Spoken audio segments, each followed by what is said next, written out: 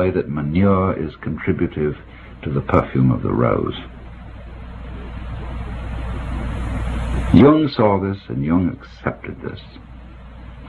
And I want to read a passage from one of his lectures, which I think is one of the greatest things he ever wrote, and which has been a very marvelous thing for me. It was in a lecture delivered to a group of clergy in Switzerland a considerable number of years ago, and he writes as follows: "People forget that even doctors have moral scruples, and that certain patients' confessions are hard even for a doctor to swallow. Yet the patient does not feel himself accepted, unless the very worst in him is accepted too. No one can bring this about by mere words. It comes only through reflection, and through the doctor's attitude towards himself and his own dark side. If the doctor wants to guide another, or even accompany him a step of the way, he must feel with that person's psyche. He never feels it when he passes judgment. Whether he puts his judgments into words or keeps them to himself makes not the slightest difference. To take the opposite position and to agree with the patient offhand is also of no use, but estranges him as much as condemnation. Feeling comes only through unprejudiced objectivity. This sounds almost like a scientific precept, and it could be confused with a purely intellectual, abstract attitude of mind. But what I mean is something quite different. It is a human quality, a kind of deep respect for the facts, for the man who suffers from them, and for the riddle of such a man's life. The truly religious person has this attitude. He knows that God has brought all sorts of strange and inconceivable things to pass, and seeks in the most curious ways to enter a man's heart. He therefore senses in everything the unseen presence of the divine will. This is what I mean by unprejudiced objectivity. It is a moral achievement on the part of the doctor, who ought not to let himself be repelled by sickness and corruption. We cannot change anything unless we accept it. Condemnation does not liberate, it oppresses.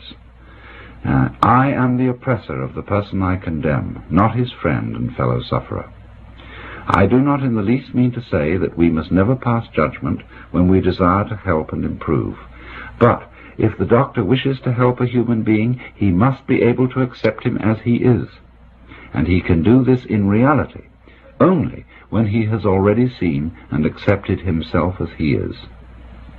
Perhaps this sounds very simple, but simple things are always the most difficult. In actual life, it requires the greatest art to be simple, and so acceptance of oneself is the essence of the moral problem and the acid test of one's whole outlook on life. That I feed the beggar, that I forgive an insult, that I love my enemy in the name of Christ, all these are undoubtedly great virtues. What I do unto the least of my brethren, that I do unto Christ. But what if I should discover that the least amongst them all, the poorest of all beggars, the most impudent of all offenders, yea, the very fiend himself, that these are within me, and that I myself stand in need of the alms of my own kindness, that I myself am the enemy who must be loved, what then? Then, as a rule, the whole truth of Christianity is reversed. There is then no more talk of love and long-suffering. We say to the brother within us, Raka, and condemn and rage against ourselves. We hide him from the world. We deny ever having met this least among the lowly in ourselves, and had it been God himself who drew near to us in this despicable form, we should have denied him 1,000 times before a single cock had crowed. Well, you may think the metaphors rather strong,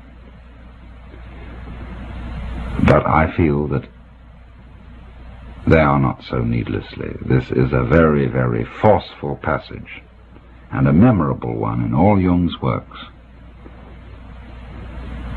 trying to heal this insanity from which our culture in particular has suffered, of thinking that a human being can become hale, healthy, and holy by being divided against himself in inner conflict, paralleling the conception of a cosmic conflict between an absolute good and an absolute evil, which cannot be reduced to any prior and underlying unity.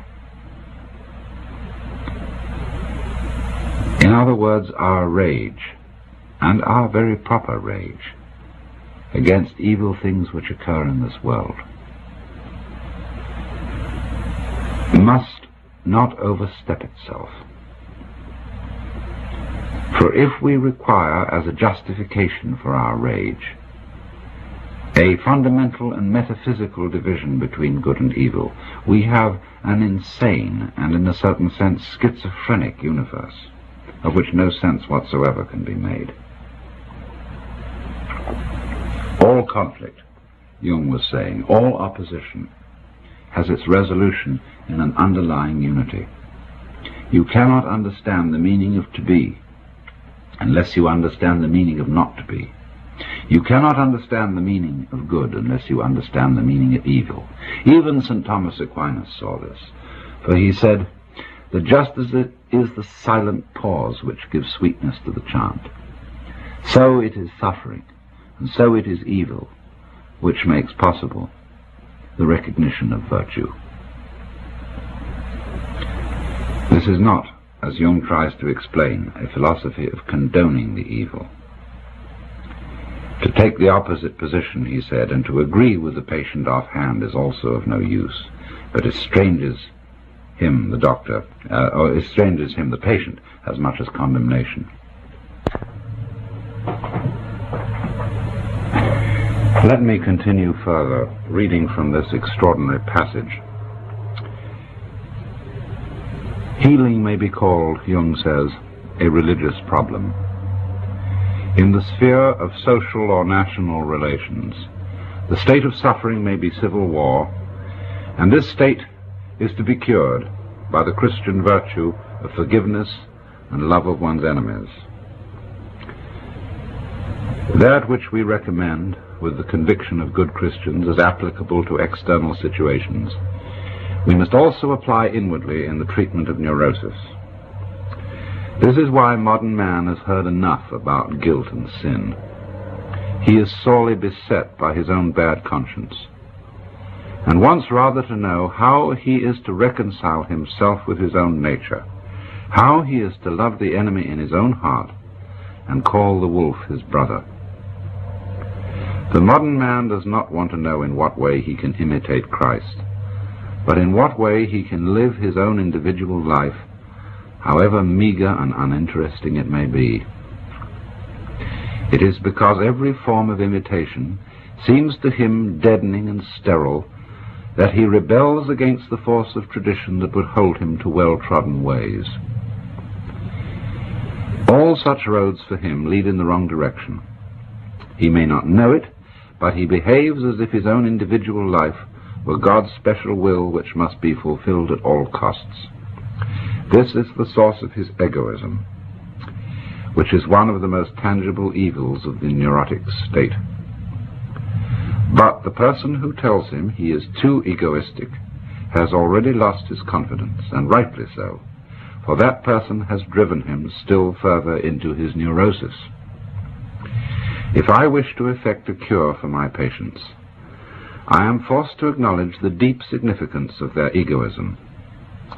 I should be blind indeed if I did not recognize it as a true will of God. I must even help the patient to prevail in his egoism. If he succeeds in this, he estranges himself from other people. He drives them away, and they come to themselves as they should, for they were seeking to rob him of his sacred egoism. This must be left to him, for it is his strongest and healthiest power. It is, as I have said, a true will of God, which sometimes drives him into complete isolation. However wretched this state may be, it also stands him in good stead. For in this way alone can he get to know himself and learn what an invaluable treasure is the love of his fellow beings. It is, moreover, only in the state of complete abandonment and loneliness that we experience the helpful powers of our own natures. End of quote. This is a very